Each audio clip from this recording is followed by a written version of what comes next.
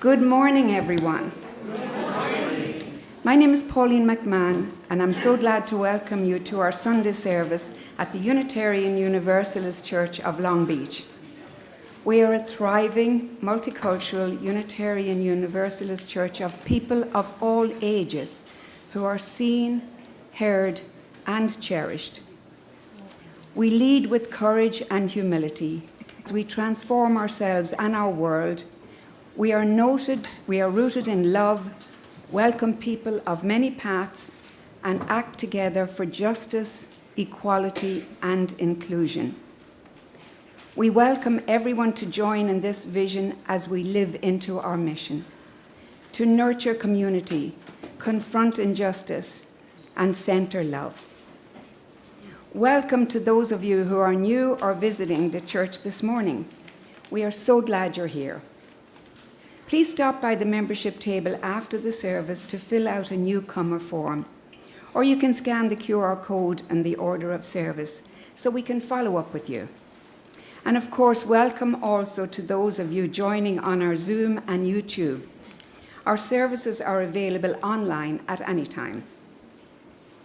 Each Sunday, our congregation offers inspiring and fun religious education programs and activities for children and youth of all ages. Our nursery rainbow room is open for the care of infants and toddlers, and that is over there. Parents and guardians, please remember to sign your children in, and after the service, please sign them out again. Today, our program is enjoying Beltane activities on the West Playground, and this is for children ages 5 and older, and adults who are very enthusiastic about dancing. Everyone is invited to join the children and youth to dance around the maypole. Marty Harris will be leading the dance with live music from David James after the service. Where is James? There he is.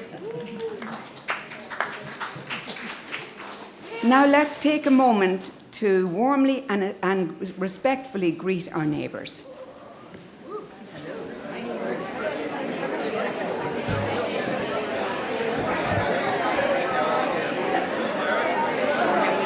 Oh, sorry, you know what? Look, let me show you.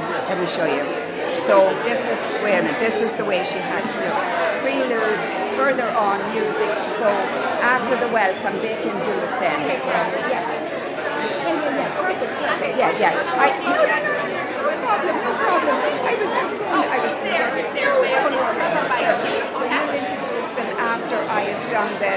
After after they get it. Let me see. Hang on.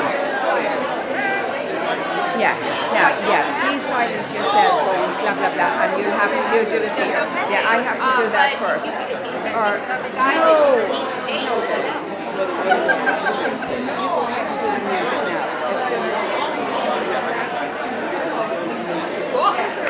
I'm up for that. Thank you. No, I do that, and then you can do it. I can just see it.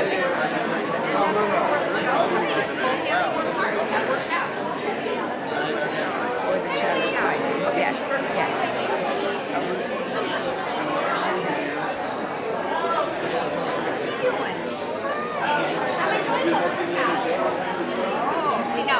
I do overcast because it's only and we get 300 days of sunshine. But if you moved to Seattle, I'd be like, oh, no. I just know what's coming. Like in the summers we get really hot. You are so slender. How can hot get in here?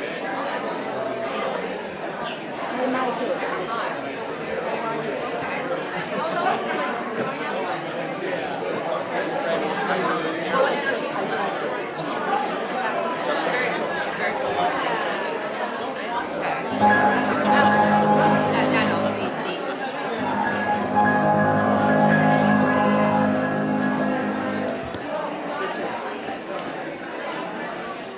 Okay, are we coming back to our seats?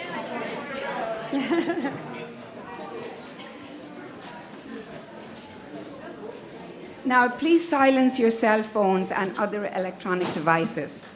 After the service, if you're watching us on Zoom, please join our Zoom coffee hour where you can chat with others in the congregation.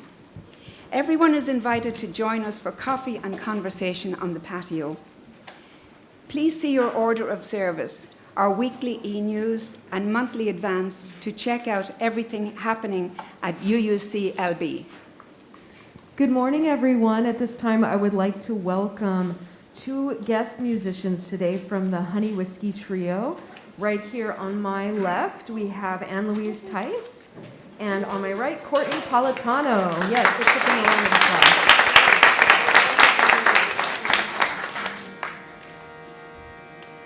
As we travel through the desert, storms beset us by the way, but beyond the darkened weather lies a field of endless day. Farther on, still go farther, count the milestones one by one. Love will leave you never. It is better farther on. Oh, my brother, are you weary of the roughness of the way? Does your strength begin to fail you, and your vigor to decay? Farther on, still go farther, count the milestones one by one. Love will leave you never. It is better farther on. I will walk alongside you. I will warm your chilly bones. I will cry along with you till my final breath is blown. At my grave will still be singing, though you weep for one that's gone. Sing it as we once did sing it. It is better farther on. Farther on, still go farther, count the milestones one by one. Love will leave you never. It is better farther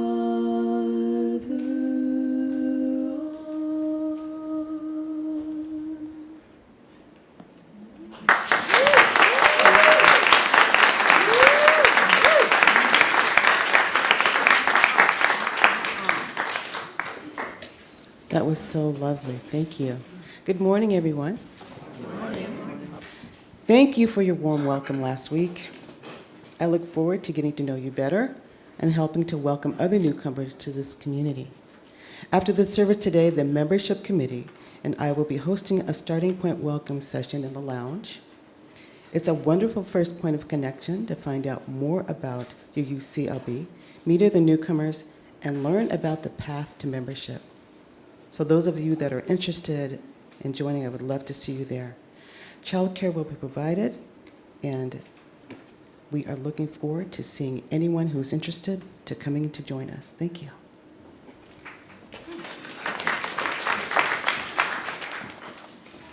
Our Pride Parade Committee, led by Jane Doolittle Swanson, invites you to join the congregation in marching in the parade on Sunday, May 17th. We're hoping for an even bigger turnout than last year. Families are always welcome. Bring your friends. Sign up on the patio today, and you can also hope to join in. We hope you will join in online. Now I would like to invite the board up for an announcement.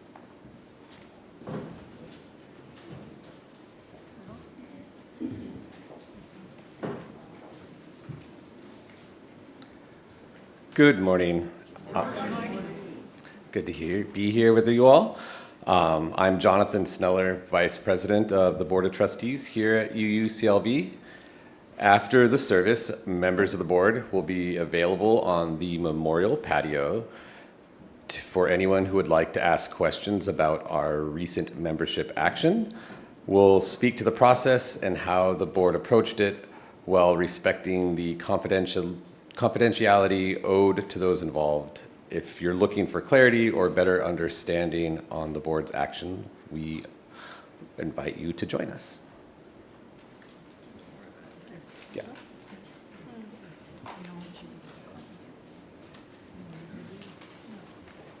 And now I'd like to welcome David James to make an announcement about a happy event next week. Good morning, everybody. My name is David James. I am here, surprise, representing your Music and Arts Committee again. A couple of things. First of all, I'm really, really excited to have Anne Louise and Courtney here today giving the music.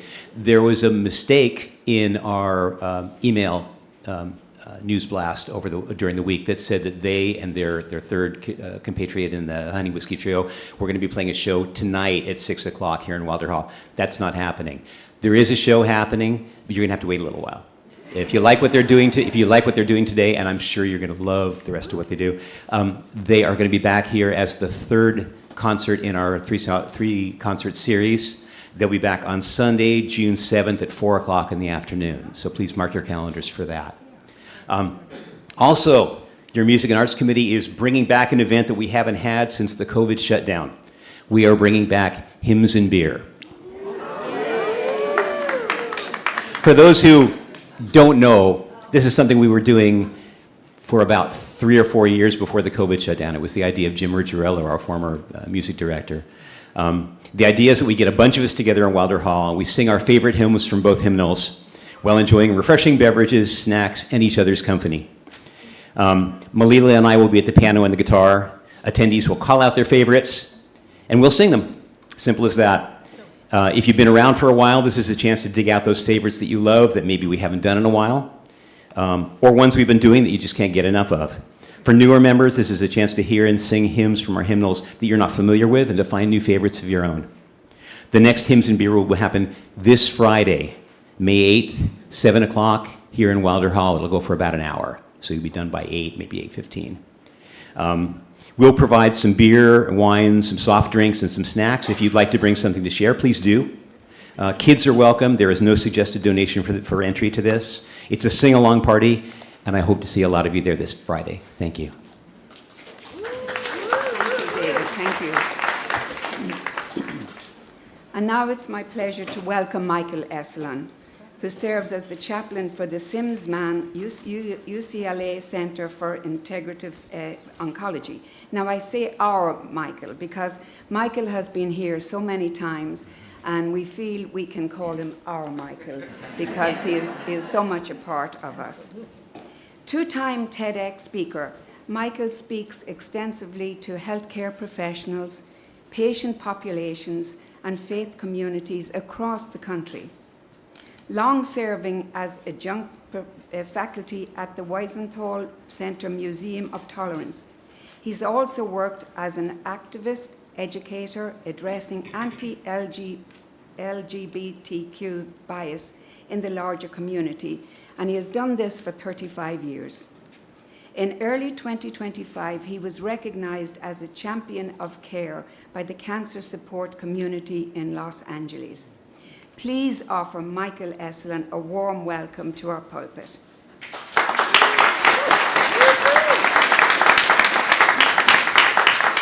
Thank you. I'm also a Long Beach native, and I have a lot of memories in this church and folks that came today from Wilson High School, class of 1902, and a friend from Signal Hills High School a million years ago, and a dear colleague, another champion of care, Shiori. But it's a day of synchronicities. I just, this week, with a patient who's nearing the end, interviewed him online and recorded it as a legacy about his life to give to his grandchildren and descendants. And I asked him, is there any particular song that has meant something to you through your whole life that you keep coming back to? And he said, Bridge Over Troubled Water. And this morning, Lindsay just played it. And then this beautiful music that these women sing that just thought we can all go home. That's all we need at church. But thank you for that gorgeous music. As a call to worship this morning, I'd like to offer this from Gilda Radner. I wanted a perfect ending. Now, I've learned the hard way that some poems don't rhyme and some stories don't have a clear beginning, middle, and end. Life is about not knowing, having to change, taking the moment, and making the best of it without knowing what's going to happen next. Delicious ambiguity. Oh, we go right into the meditation. Is that right? Oh, you like the I like the challenge you read it. Okay. Either way.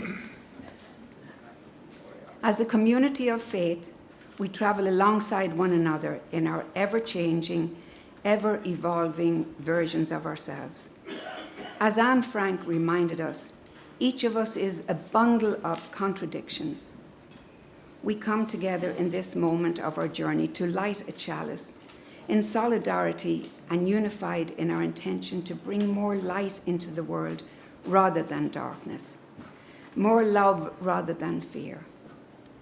As individuals and as a community, may this flame be a statement and symbol of our faith. May it light our way. And now we'll have an offering from our beautiful choir.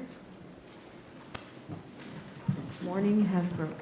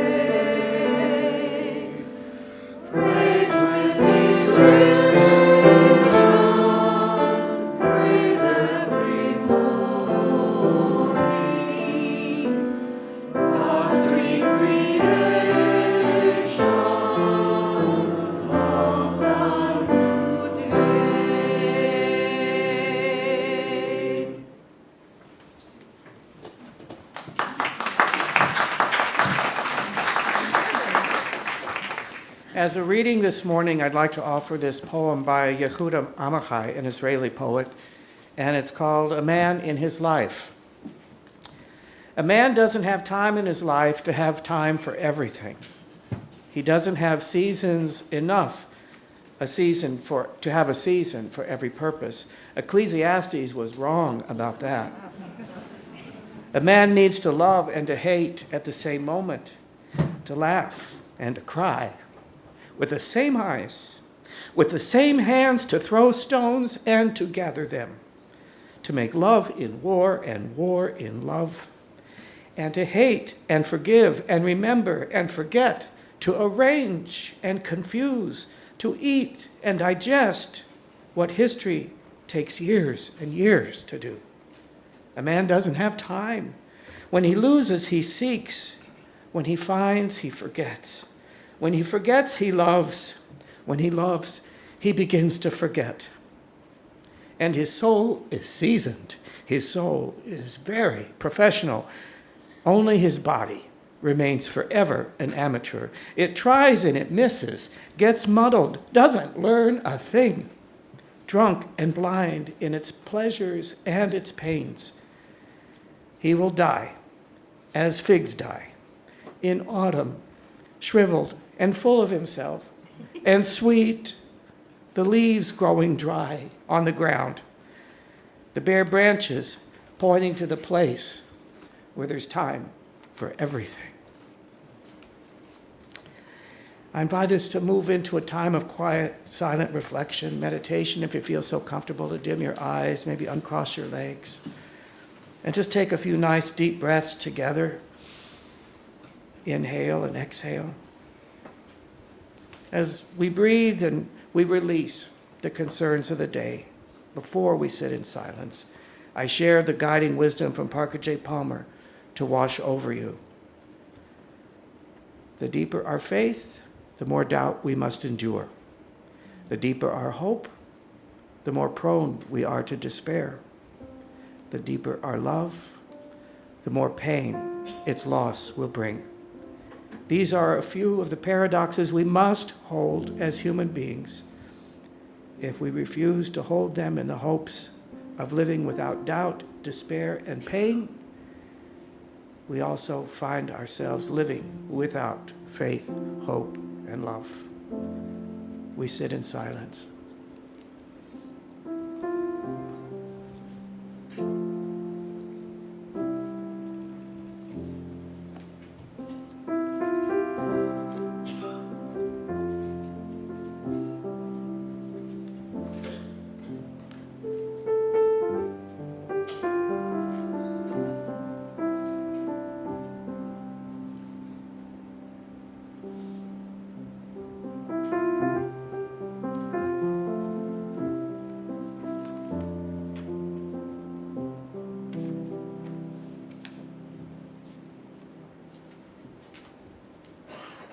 Our Sunday offering helps to sustain our congregation alongside the generous pledges and contributions of our members and friends. As the plates go by today, take a moment to offer gratitude for all the amazing work for justice and care happening here. The connections being made, the lives changed. Thank you for your generous financial support of UUCLB and for all you do to help our church thrive. Our offering will now be received. We welcome back the Honey Whiskey duo.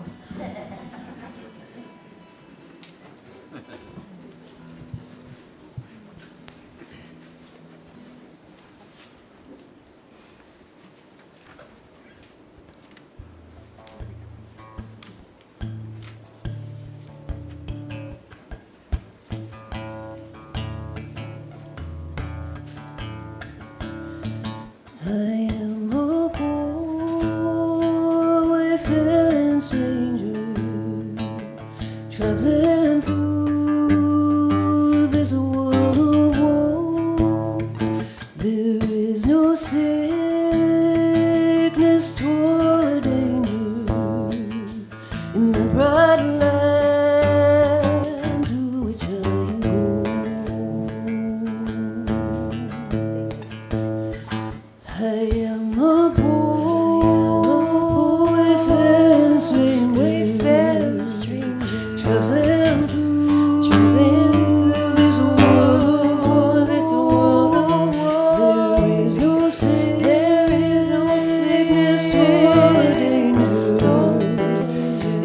right land to which I go.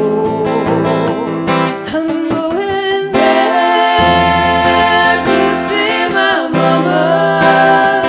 She said she'd need me when I come. I'm only going over Jordan. I'm only going over.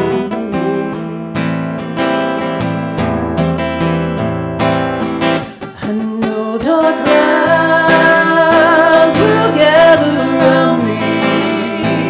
I know my way is rough and steep. Yeah, beauty is sweet. Like just before me. God's redeemed every jealous scheme. I'm going there to see my mama. She said she'd need me when I come. I'm only going over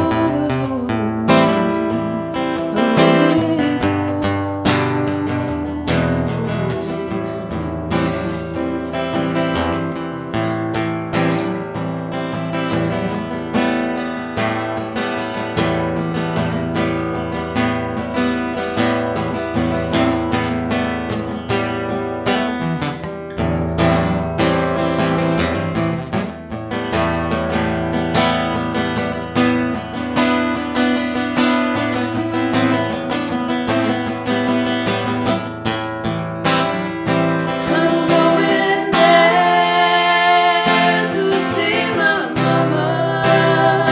She said she'd need me when I come. I'm only going over Jordan. I'm only going over home.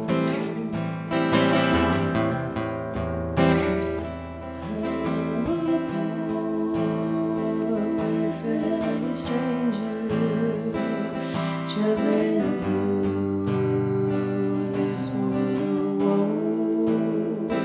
There is no sickness, toil, or danger in that bright land to which I go.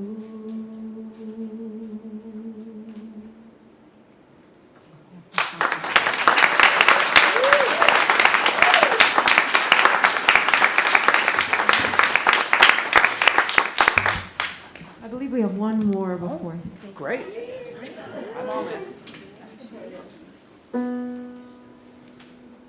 Sorry. Some people steal, they cheat and lie for wealth and what it will buy. But don't they know the judgment day? All the gold and silver melt away. I'd rather be in a deep dark grave and know that my poor soul was saved than to live in a house of gold and deny my God, doom my soul. What good is gold? What good is gold and silver too? If your heart's not good and true, sinner, hear me when I say, fall down on your knees and pray. Some people steal, they cheat and lie and wealth and what it will buy. But don't they know the judgment day, all the gold and silver melt away.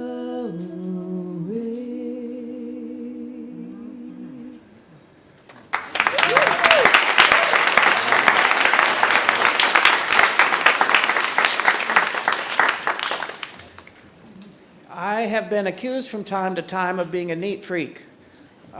It's not a label I would particularly own, but I do like a tidy environment, things in their place, everything kind of serene. But still, there's a few drawers in our house, and one closet in particular, that are out of control. Filled with all the crap you can't or won't throw away, didn't know where else to put, so I'll put it here and deal with it later. Never mind that later might mean years from now, or God forbid, after I die.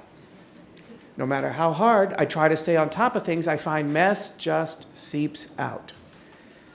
Life is like that, I think. Mess just seeps out. In August of 2005, I took a week-long seminar in Eastham, Massachusetts on Cape Cod with Thomas More, well-known psychologist and author. I had long been drawn to his writings, particularly his best-selling book, Care of the Soul. He had designed the seminar for therapists mostly, but there were a smattering of chaplains there. Now, Eastham is not exactly an easy place to get to from Los Angeles. You got to fly to Boston, then catch a short flight to Provincetown, rent a car, drive down the Cape. Lots can go wrong. Lots did go wrong. My red-eye flight to Boston that Sunday night was a couple hours late because of weather, so the flight to Provincetown was late, and I was 3 hours late for the first day of the conference. I'd already been feeling so guilty about taking the time off from work and spending the money, and now I've missed more than half of the first day. So I arrived to the conference center, and I get in the back, and I'm just scoping the room, looking for an empty seat. Oh, there's one up there on the right. So it was a lot of, excuse me, pardon me, beg your pardon, excuse me, squeezing past these very closely spaced tables, feeling very conspicuous, very embarrassed, dripping with sweat. It's August in Massachusetts, after all. And I get situated and try to catch my breath and catch up. Thomas seems to be wrapping up his morning lecture, and then there would be time for Q&A. So this woman raises her hand and says, "Yes, Thomas, I'm working with a woman now who I'm really trying to bring to a place of wholeness." And he says, "Can I stop you right there? May I ask, why wholeness? Why are we so transfixed by, enamored with wholeness? What's wrong with fragmentation?" That question seemed so heretical to me that it sucked the oxygen right out of me, and in its place it dropped a bomb that exploded with tears, uncontrollable, unstoppable tears. As if I hadn't been feeling self-conscious enough, now I'm trying to squelch my sobbing. Thank God it was lunchtime after Q&A. I took a long walk for over an hour. I did not stop crying. I couldn't explain it. It was as if some dam had been breached. Only twice before in my life could I remember being triggered like that with unstoppable tears. And this particular dam, I think, held back all of my belief and faith in the idea that all the puzzle pieces have to fit, that life has to make sense, that my life has to make sense. And here was someone, an expert even, who dared to suggest, what if that's not true? In a way, it was as if I had been given permission for the first time in my life, for my life to be exactly as it is. And now I wonder if the whole investment and effort in the enterprise to get to Cape Cod for that week was met and fulfilled in me being present just to hear that one question. Yes, what's wrong with fragmentation? A few years back, I walked beside Bill, who was in his mid-50s, caring for his wife, living with metastatic triple-negative breast cancer. Not a good diagnosis. But for the time being, she was stable and doing okay. But the thing is, Bill had seen previews of coming attractions. Not a month before his wife was diagnosed, his mom died of the very same diagnosis. He knew what was coming down the pike.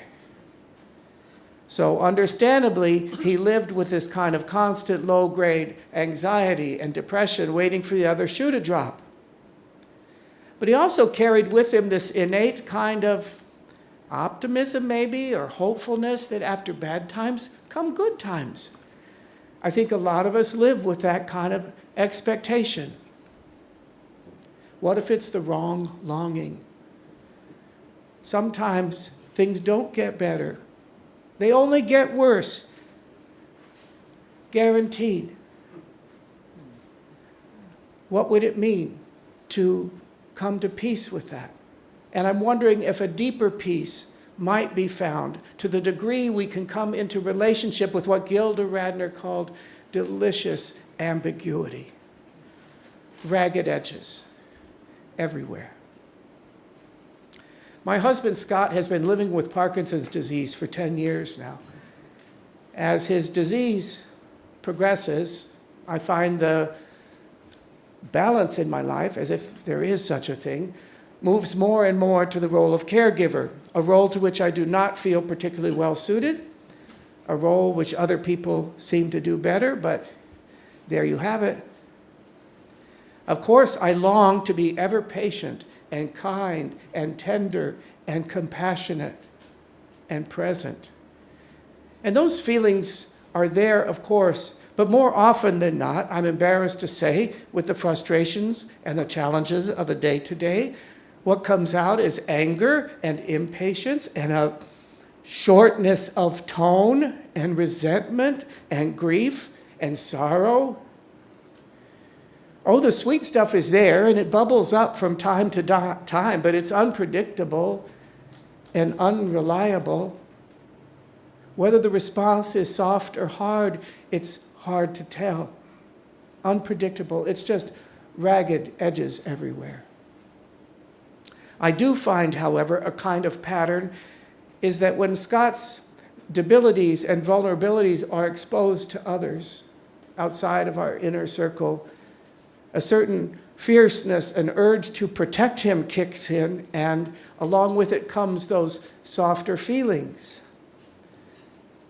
A couple months ago, I had to take him to the optometrist to get an eye exam to get a prescription for new glasses. I made the appointment for late in the day, drove him over to the optometrist after work. It had been a rough day at work. When we arrived at the office, the front staff was scurrying about, trying to complete their end-of-the-day tasks, barely looking up. I held back. I try to encourage Scott where I can. He goes up to the counter. Yes, my name is Scott Hennick, and I have an appointment at 3:30. They did not read the room at all. They just started pelting him with all these questions he couldn't answer. He was getting very frustrated. I was getting so irritated. Excuse me? My husband has Parkinson's disease. He is cognitively impaired. I need you to be more patient. I can answer any questions you have. Well, my little scolding did nothing to move the needle. It just left some awkwardness in the air. Thank God the doctor was a bit more on board. I went into the exam room with him. I knew he would need my help. I sat in the corner. The doctor dims the lights and projects his images on the wall. Okay, Scott, which looks better, A or B? Scott, A or B? From the darkness in the corner, I could hear my voice break. Honey, what the doctor wants to know is, when you look at those letters on the wall, which ones are easier for you to read? The first ones or the second ones? Oh, okay. Can I see those first ones again? Heartbreaking to think who he was, who he is now, who he's becoming.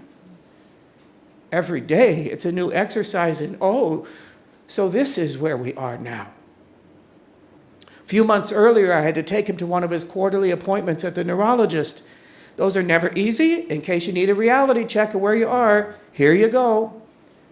Started before we even got there. I parked in Westwood Village. He got out of the car and fell right away on the sidewalk. Thank goodness there were some kind souls there who helped get him up. I jumped out of the car, ran around, embarrassed, ashamed. Why didn't I get out first and help him? He never needed the help. Now he does. Okay. So we're here now. His neurologist is unfailingly kind and tender and patient and sweet. I envy her. I want to be like her. I feel so bad that I can't be like her. But before I judge her too much, I remind myself too much. I remind myself, she doesn't have to live with him. And it's not her husband she's watching slip away by inches and feet. But for the first time in the 9 or 10 years we'd been seeing her, she caught him on a very bad day. He couldn't answer one question she asked. He couldn't finish one sentence he started. My heart just broke. Wanted to hold him and say, "It's okay, honey.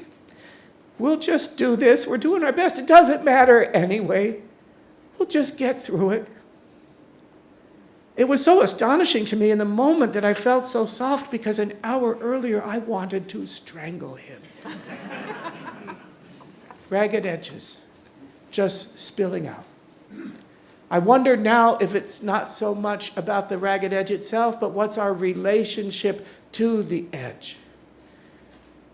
Some people I find are so doggedly attached to a kind of denial that ragged edges even exist. Of course, all the pieces fit. Of course, it's whole and integrated. Everything happens for a reason, you know. Betty was one such person. She had end-stage endometrial cancer, and she lived with the certainty of a fundamentalist because she was a Christian fundamentalist. I met her in the infusion clinic. From the looks of things, it did not look like she had a whole lot of time left, but her outward presentation was utterly incongruous with her reality. She was positively giddy. "Michael, I'm so excited I get to meet the Lord soon. I'm going home. I'm so happy. I should have worn my tap shoes to the clinic today."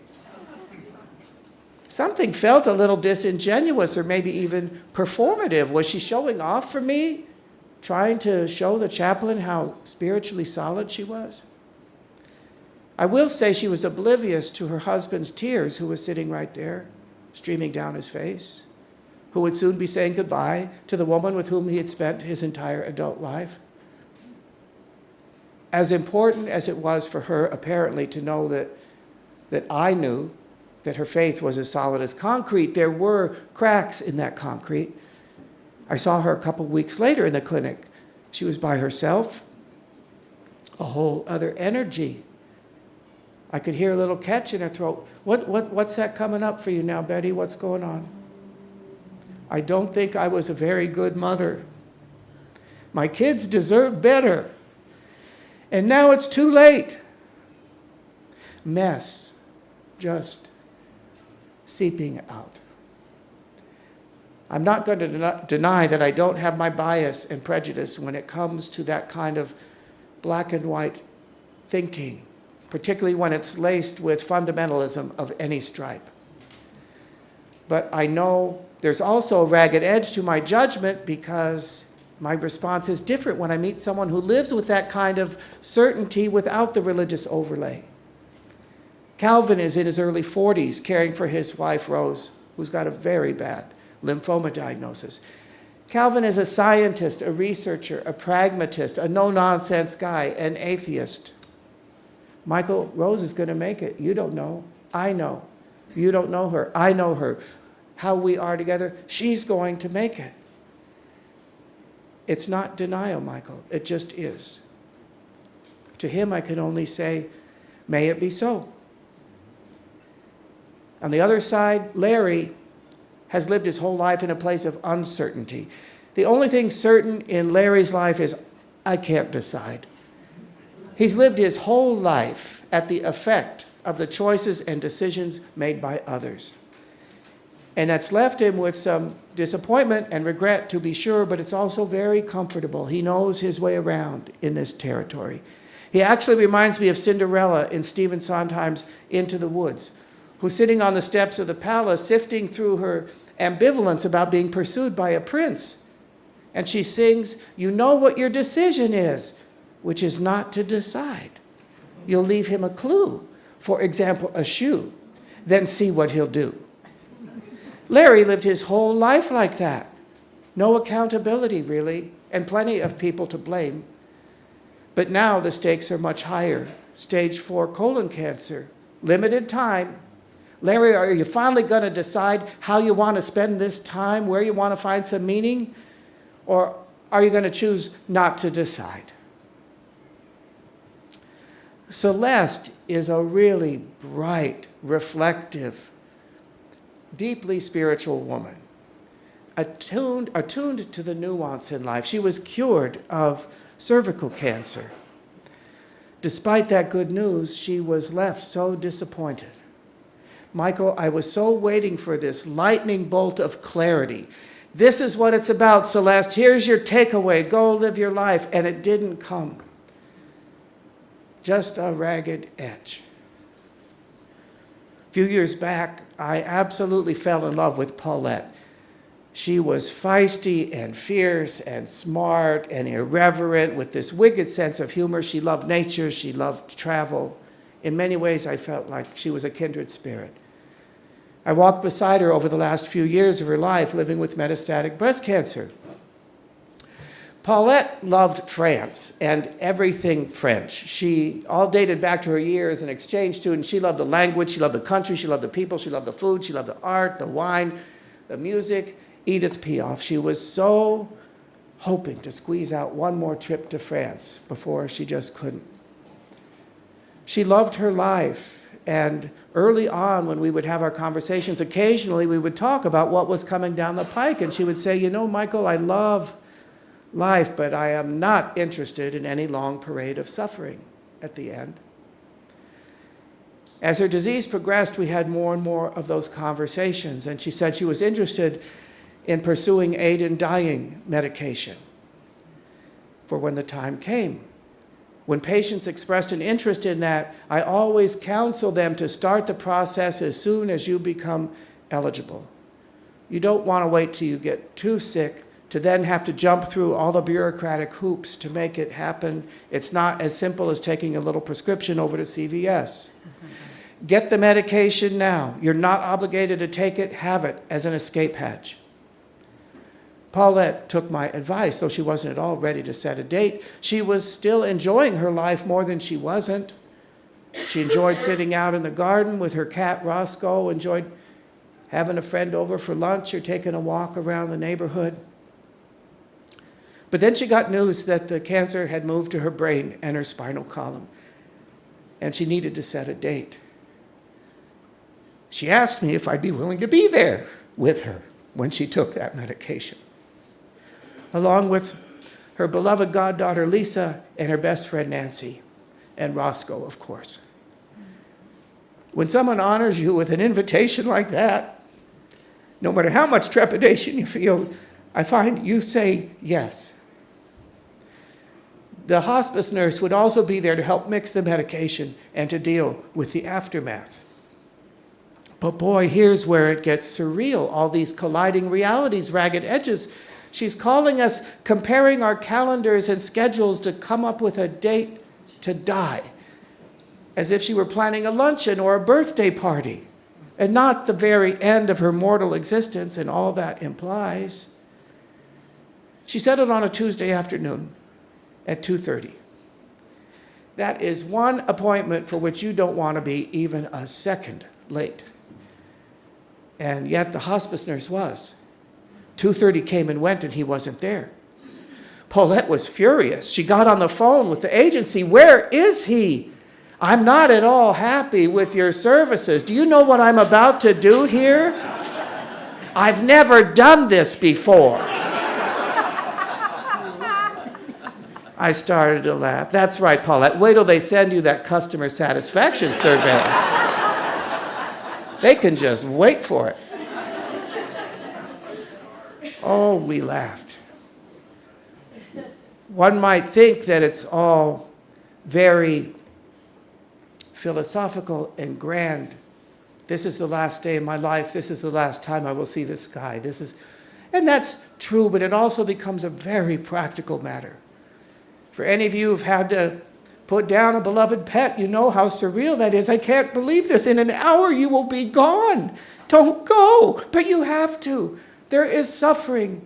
There's urgency in it. It's a two-step process, taking end-of-life medication. First, you drink a concoction that serves as a as an anti-nausea drug, you wait a half an hour, and then you take the lethal dose.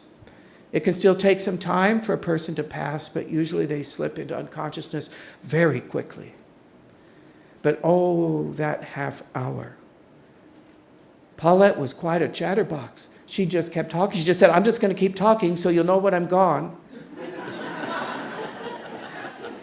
And then she started to reflect a little bit. It's been a good life. It really has. Well, not the last couple years, of course. But even there, you know, look at all the wonderful people I've met, the other patients in the groups. You, Michael, I never would have met you if I didn't have cancer. But the last 4 months, I think it all started with that trip to the ER. You remember, Michael, you were there, and I could sense she was winding up for a blow-by-blow replay of the horrors of the last 4 months. And I felt this need to redirect. The Buddhists believe it's a good idea to be reflecting on the sweet things in life when one is facing the end, that it might grease the wheels for the next incarnation. No matter what our beliefs are about such things, it's not a bad idea. So I changed course. I asked her goddaughter, Lisa, tell me a story about your godmother I don't know. Well, let's see.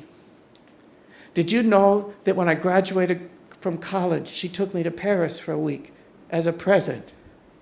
Oh, God, no. That is the greatest. Tell me about it. And then they were off. Stories, laughing, and tears.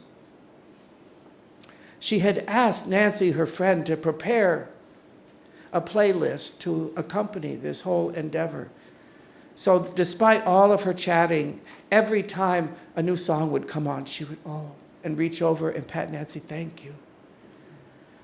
But when Edith Piaf began to sing, Non, rien de rien, non, je ne regrette rien, she sat up straight, put her arms out wide, just took a deep breath, closed her eyes, just as if she wanted to infuse every cell of her body with that music and those lyrics and all that it meant to her. No, nothing at all. No, I regret nothing. But the 30 minutes are winding down now. Thoughts and reflections began to ricochet, rapid fire, off the walls, off the ceiling, and into each of our hearts. I don't think my mother ever really loved me. Oh, be sure my sister has that password. She's not going to be able to settle that account without it. Oh, and I want Sally to have that book. Thank you all so much. I hurt. I want to go. Michael, will you read that poem I love so much? And then she sat up with the clock winding down and reached for a card on her night table, an envelope, and gave it to Lisa. Here, honey. I got this for you, but I didn't have time to write anything. Take it. My God, the image of that, the profundity of that, an empty card for feelings too big for words anyway. And what are you going to say? Just here, take it, look at it, think of me. Imagine what I'd say. It's all true anyway. Just love. I hope when my turn comes, I will have given out a few empty cards, because everything will have been said. Nothing left. Just love. And where's anybody supposed to keep the damn card anyway? I don't have a drawer for that. Where am I going to put it that I won't lose it? I know. Right here. Where it can never be lost. Like Gilda Radner, I too would love a perfect ending. For all the pieces for it to fit, for it all to make sense. But just maybe the juice, the treasure, the perfection of that ending lies in our biggest messes and not in our tidiest drawers and closets. So be it. Thank you.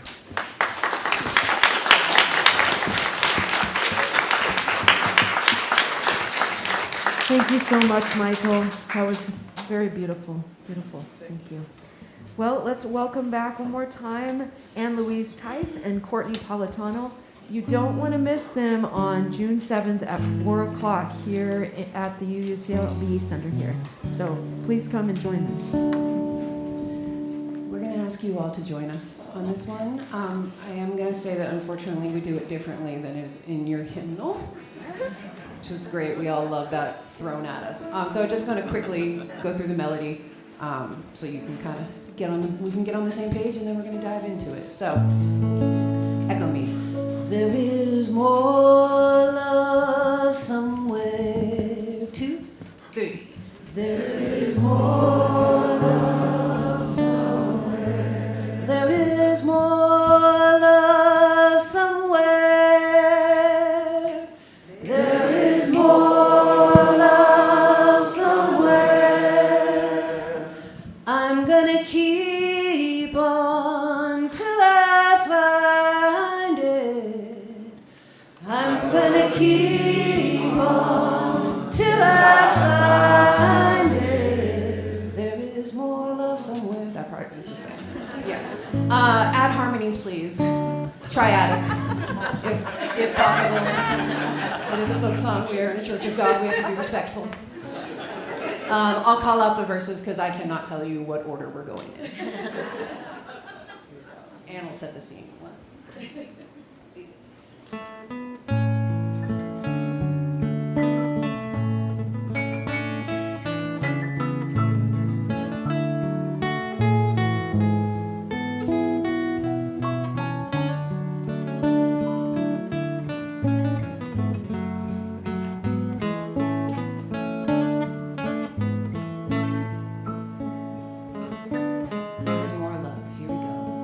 There is more love somewhere. There is more love somewhere.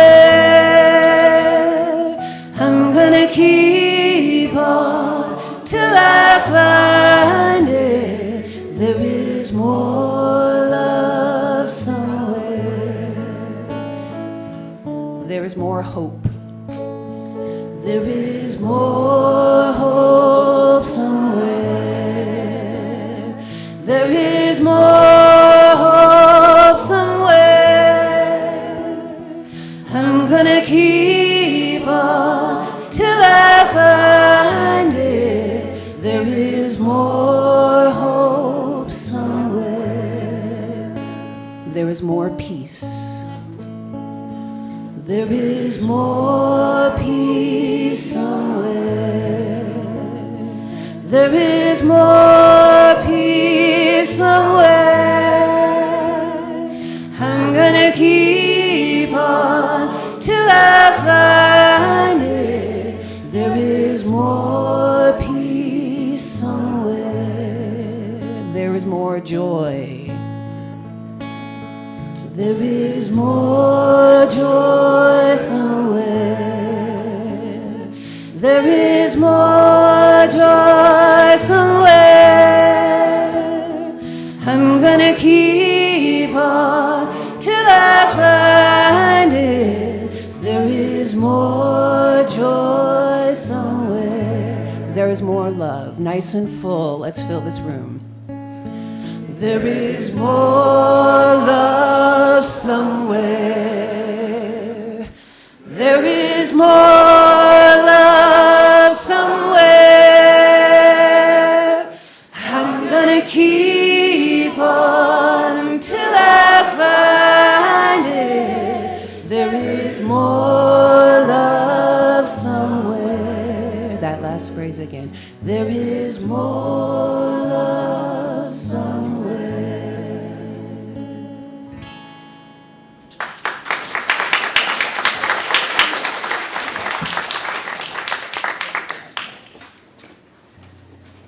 I invite you to quiet yourselves once again, maybe dim our eyes and take a few nice deep breaths. Feeling the softness and the power of what it means to come together like this. A fragmented lot, to be sure, but still connected. I invite you to reflect on the empty card you might want to give a loved one when facing your own home stretch. What if today were the day? What might you want it to say if you had the time? Or would you choose to leave it blank? Maybe there are just too many ragged edges in all the feelings you carry to write it all down. May we more and more come to live from the place of giving love away for no good reason and holding all the cards given to us safely in our hearts. So be it.